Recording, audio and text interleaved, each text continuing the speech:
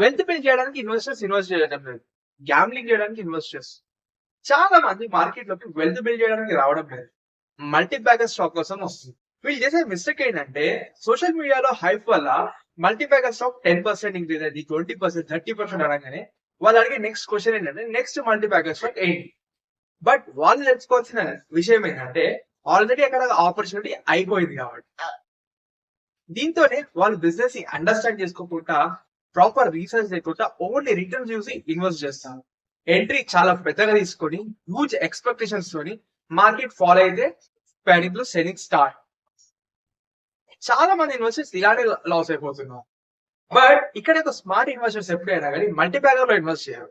వాళ్ళు proper research చేసి analyse చేసి స్ట్రాంగ్ కంపెనీస్ లో ఇన్వెస్ట్ చేస్తారు.